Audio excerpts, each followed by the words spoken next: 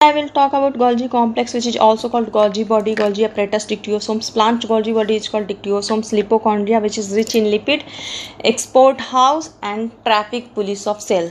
Why Golgi body is called traffic police of cells? Because Golgi body act a way station or gives area for storage, processing, packaging of cellular secretion. Okay, and this packaged material and dispatched then either intracellular or extracellular target. Okay तो जो भी endoplasmic reticulum से material हमारा vesicles के form में आता है उसको स्टोरेज, प्रोसेसिंग, पैकेजिंग करता है और उसको टारगेट ऑर्गन तक, ये आपको टारगेट प्लेस चाहे इधर इंट्रासेलुलर हो, एक्स्ट्रा सेलुलर टारगेट हो, उस तक ये पहुंचाता है। ये प्रॉपरली मैनर में, यानी कि रैंडम जैसे तैसे काम कर दिया, इसलिए इसको ट्रैफिक पुलिस ऑफ सेल कहा जाता है। ठीक है बच्चों, ये सारी यूकैरियोटिक सेल में होता है, कुछ में छोड़कर। ठीक है, कौन किस में नहीं होता? आरबीसी में नहीं होता, स्पर्म ऑफ ब्रायोफाइटा में नहीं होता और टेरिडोफाइटा में नहीं होता। ठीक है, बट फर्स्ट टाइम एक चीज़ और आपको बताया था, पहली बार गोल्जी कॉम्प्लेक्स को देखा था जॉर्ज ने, मिस्टर जॉर्ज ने, लेकिन क्रेडिट गया आपको किसको? कैमिलो गोल्जी को। ठीक है, इन्होंने डिस्कवरी का क्रेडिट कैमिलो गोल्जी का गया था। ठीक है, तो चलिए यहाँ तक तो आप लोग समझ गए।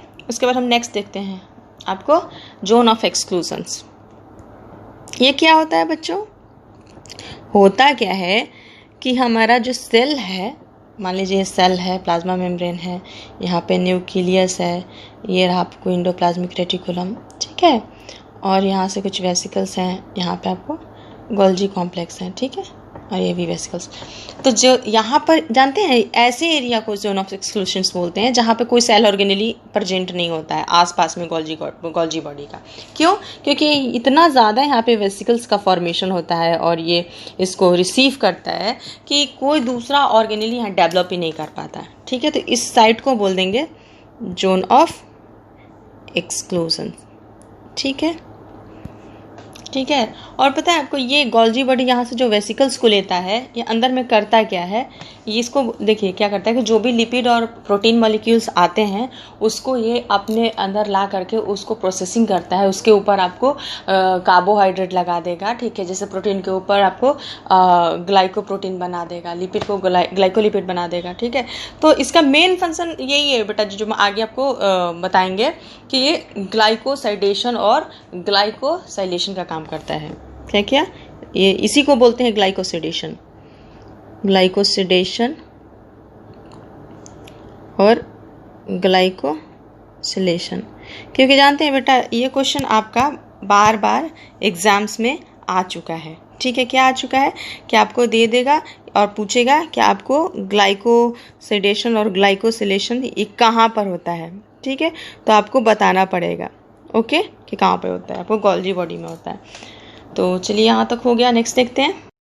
नेक्स्ट है हम स्ट्रक्चर ऑफ गोल्जी कॉम्प्लेक्स देखते हैं। तो देखिए, गोल्जी कॉम्प्लेक्स का डायमीटर होता है, आपको एनसीईआरटी में मेंशन किए हुए 0.5 माइक्रोमीटर टू 1 माइक्रोमीटर, ये याद रखिएगा। उसके बाद देखिए, ये 3 कंपोनेंट से मिलकर बना होता है, cisternae, tubule and vesicles. First one हम देख लेते हैं, सिस्टर्नी। ये कैसा होता है बेटा जी? ये सैक लाइक होता है, फ्लैट होता है, मेम्ब्रेनस होता है। ठीक है, और अनब्रांच्ड होता है और पोलैरिटी है इसके पास, दे हैव पोलैरिटी। पोलैरिटी का मतलब one side convex phase and other side concave phase. ठीक है, तो देखिए, ये जो न्यूक्लियर मेम्ब्रेन है ना, इधर साइड में होता है आपको कॉन्वेक्स फेज। गोल्जी सिस्टर्नी होता है, उसका इधर साइड में होता है आपको कॉन्वेक्स फेज। यह है आपका सिस्टर्नी। और जो प्लाज्मा मेम्ब्रेन के साइड होता है, इसको हम बोल देंगे कॉनकेव फेज। ठीक है, और जो भी मटेरियल का ट्रांसपोर्टेशन होता है फॉर्मेशन के बाद, इंडोप्लाज्मिक रेटिकुलम से जो भी बनता है मटेरियल, उसका जो फॉर्मेशन के बाद वो कैसे ट्रांसपोर्टेशन डायरेक्शन क्या होता है? ऐसे होता है। ठीक है, आपको कॉन्वेक्स टू कॉनकेव। ठीक है, उसके बाद देखिए, जो कॉन्वेक्स फेज होता है ना, कॉन्वेक्स फेज, इधर लिख लेते हैं कॉनकेव फेज। देखिए, बेटा जी मटेरियल है ना रिसीव किया जाता है एंडोप्लाज्मिक रेटिकुलम से किस साइड, कॉन्वेक्स साइड में, ठीक है। इसको सिस फेज भी बोलते हैं, फॉर्मिंग फेज भी बोलते हैं,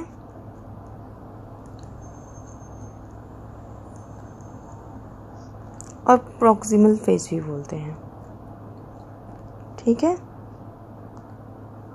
और एक्स्ट्रा सेलुलर पैकेजिंग के बाद जो होता है मटेरियल का, ठीक है, ये जो होता है एग्जिट होता है कॉन्केव फेज से, ठीक है। ये किधर होता है, toward plasma membrane, away from nucleus. देखिए ये कॉन्केव फेज है, ये प्लाज्मा मेम्ब्रेन है, तो प्लाज्मा मेम्ब्रेन के साइड में है, ठीक है, अवे फ्रॉम न्यूक्लियस, ओके। इसका और नाम इसको बोलते हैं डिस्टल फेज, ट्रांसफेज। ट्रांसफेज क्यों बोलते हैं, क्योंकि ट्रांसपोर्टेशन ऑफ मटेरियल का काम करता है, और इसको मैच्योरेशन फेज भी बोलते हैं। क्यों, क्योंकि मटेरियल जो है gets mature here, that's why it's called maturation phase. यहाँ पे मटेरियल मैच्योर होता है, इसलिए हम इसको मैच्योरेशन फेज भी बोलते हैं। ये देखिए मटेरियल का जो इनसाइड होता है, यदि क्वेश्चन आ गया कि मटेरियल का एंट्री साइड क्या है, तो आप लोग क्या मारिएगा, टिक करिएगा सिस फेज, और एग्जिट यदि आ गया तो आप लोग ट्रांस फेज चूज करना, ठीक है। सेकंड है आपको ट्यूब्यूल।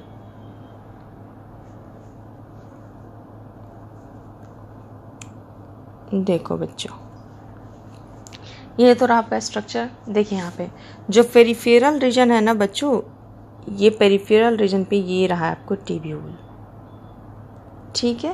ये कैसा होता है, आपको कैसा होता है बताइए। ये होता है इंटरकनेक्टेड होता है और ब्रांच्ड होता है। आप देख ही रहे हैं जैसा कि आपको दिख रहा है, ब्रांच्ड होगा, इंटरकनेक्टेड होगा,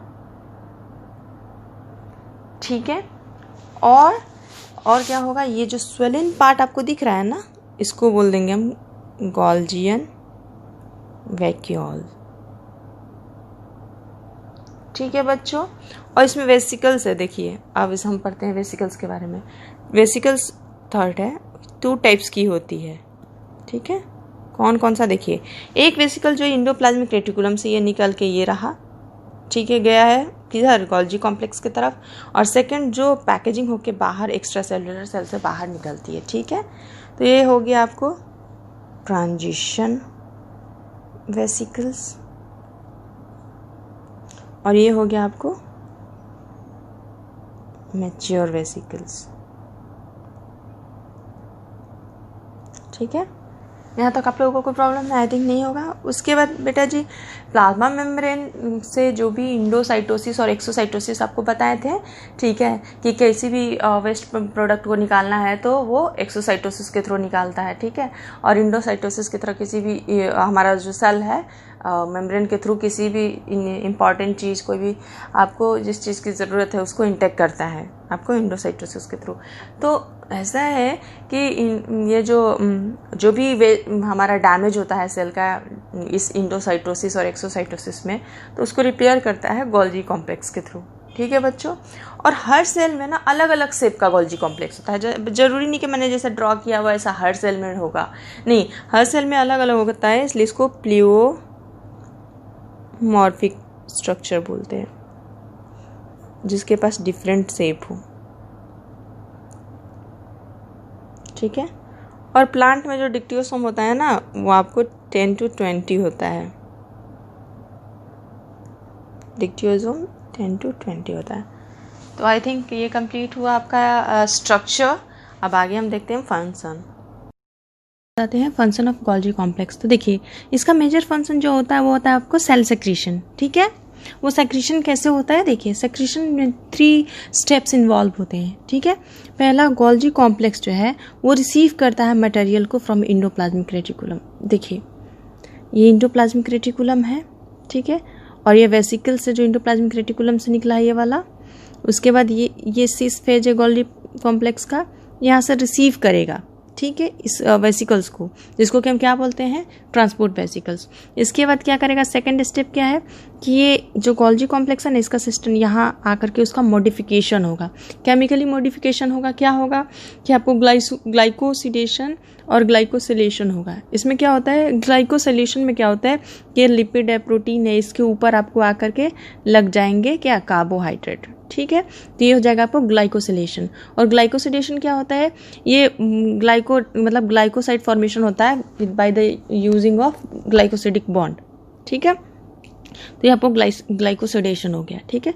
उसके बाद जो ये हमारा मटेरियल बना, उसके बाद दोबारा इसके ऊपर वेसिकल्स, देखिए यहाँ पे वेसिकल्स लगते हैं दोबारा, जो भी यहाँ से आएगा आपको प्रोटीन और लिपिड जो भी आएगा उसको यहाँ पे पैकेजिंग की जाएगी, ठीक है, यहाँ पे पैकेजिंग की जाएगी और फिर ये यहाँ से सेल से बाहर यानी जहाँ भी उनकी टारगेट है वहाँ पे हो जाएंगे, ठीक है। तो ये हो गया आपको packaging of glycolipid and glycoprotein. तो क्वेश्चन आता है कि कौन सा ऐसा सेल ऑर्गेनेली है जहाँ पे आपको ग्लाइकोलिपिड और ग्लाइको प्रोटीन का जो है वो फॉर्मेशन होता है। तो आपको मारना पड़ेगा, आपको बताना पड़ेगा, टिक करना पड़ेगा गोल्जी अपरेटस, ठीक है। Golgi apparatus is the important site of formation of glycoprotein and glycolipid, ठीक है।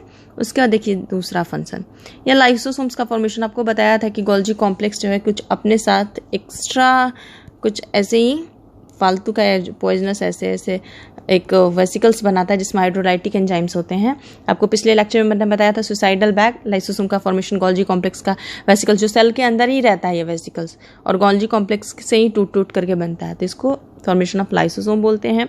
उसके बाद सेल वॉल जो पॉलीसैकेराइड होता है ना, ऑब्वियसली है कि आपको समझ रहे हो आप, गोल्जी अपरेटस ही बनाएगा, ठीक है। उसके बाद आपको सेल प्लेट का फॉर्मेशन है। तो देखिए कैसे होता है सेल प्लेट का फॉर्मेशन। मान लीजिए ये आपका सेल है, ठीक है, ये आपका न्यूक्लियस डिवाइड हो चुका है। यहाँ क्या होता है आपको कि जैसे यहाँ पे मान लीजिए आपको गोल्जी कॉम्प्लेक्स है, ठीक है। आपको मैंने बताया था कि प्लांट सेल में 10 to 20 नंबर्स होती है, ठीक है, ये गोल्जी कॉम्प्लेक्स है। तो यहाँ पे वेसिकल्स टूट करके आएंगे और ऐसे ऐसे प्लेट का फॉर्मेशन करेंगे, ठीक है। तो ये हो गया सेल प्लेट फॉर्मेशन। उसके बाद एक्रोसोम फॉर्मेशन। एक्रोसोम क्या होता है आपको पता है, ये हमारा स्पर्म हो गया, ठीक है, इसका हेड होता है ना यहाँ पे एक्रोसोम का फॉर्मेशन। ये कैसे होता है एक्रोसोम का फॉर्मेशन, जैसे कि आपको यहाँ से है गोल्जी कॉम्प्लेक्स, यहाँ से वेसिकल्स टूट कर आएंगे और यहाँ पे आकर के वो फ्यूज़ कर जाएंगे, ठीक है। तो इस तरीके से ये एक्रोसोम फॉर्मेशन में भी काफ़ी हेल्प करता है, ठीक है। तो फंक्शन यहाँ हो गया आपका, मेन फंक्शन याद रखिएगा, ग्लाइकोसिडेशन एंड ग्लाइकोसिलेशन, ठीक है। और हाँ देखिए, जितना भी मैक्रोमोलिक्यूल है which are sent outside the cell move through the Golgi body, so Golgi body is termed as director of macromolecular traffic in cell और मिडल मैन ऑफ सेल। ये मैंने आपको स्टार्टिंग में ही बता दिया, ओके।